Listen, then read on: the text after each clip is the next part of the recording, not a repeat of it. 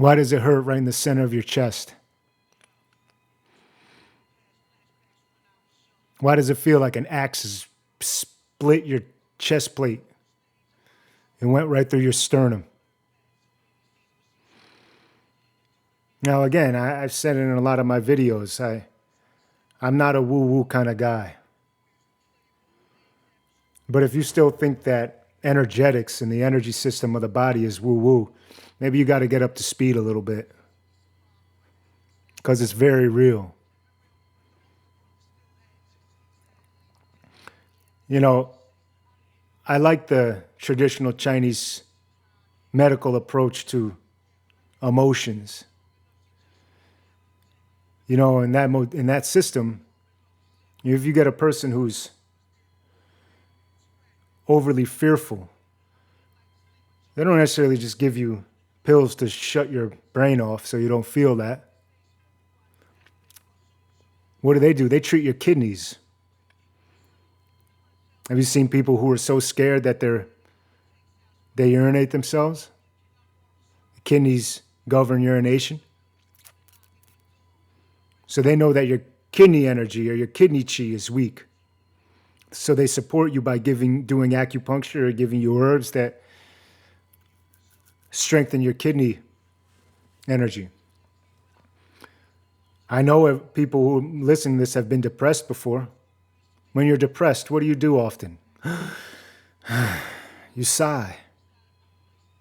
So in that system, again, instead of shocking your brain or giving you pills to shut you off, what do? They treat your lung energy.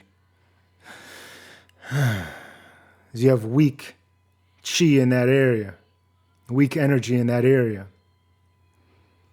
How about when you're extremely nervous? You have a nervous stomach. Digestion is off. So what do? Again, they don't shut you off. They give you healing techniques to strengthen your stomach. Now, what about your heart? When you're in grieving, when you feel grief, where do you feel it? Yeah, you feel it in your actual physical heart, but it's right in the middle, right? I know you know it. I know I wasn't the only one. It literally feels like I could feel like an axe went right through you. It's funny, you may feel that your hands and your feet, your extremities are cold and heavy because all of your energy is rushing to your heart center, literally trying to heal you from a broken heart. Quite literally. And that's why many people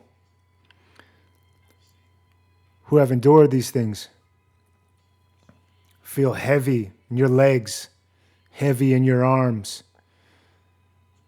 Legs feeling like they're 600 pounds each. Why? You can sleep, you can get good night's rest, but as soon as it's time to go out into the world and be yourself, 600-pound leg syndrome, I call it, comes. There's all of that energy and all of that circulation, all of that blood flow. It's going to the heart because nothing is more important than the heart. We can survive without brain function.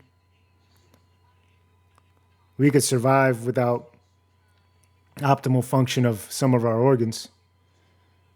But if our heart doesn't beat, it's over. If our heart center isn't feeling love, more importantly than just physically beating, if we don't feel some type of love, it's debilitating and deadly. So our body will do everything it can to feed our heart. You ever realize how courageous you feel when you feel strong and courageous, how you stand up straight and lead with your chest? That's an act of, that's a motion of dominance. It's confident, courageous, leading with the chest, full in the chest. And that's why so many of us who've been in traumatic situations, our shoulders slump forward and get that humpback, sunken chest. You know, you may see out on the street, whether you live in a big city or not, some people who are homeless and living on the street.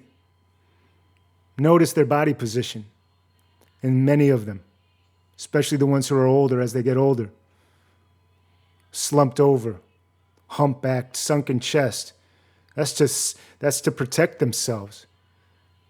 Hey, you ever notice that if you ever ask somebody, if I was to ask you, point to yourself, right? Point to yourself right now. Where do we point? We point to our heart center. We don't point to our pinky. We don't point to our ear. We don't point to our kneecap. We point to our heart. That's who we are. We are a vessel of, ideally, that gets its nutrients energetically, spiritually, physically from our self-love. Because it really starts with ourself. Many of you maybe have been in relationships that didn't last, not because you didn't love the other person, because your own self-love was lacking. It's destructive, man. That's why it hurts. How do we figure out how to love ourselves?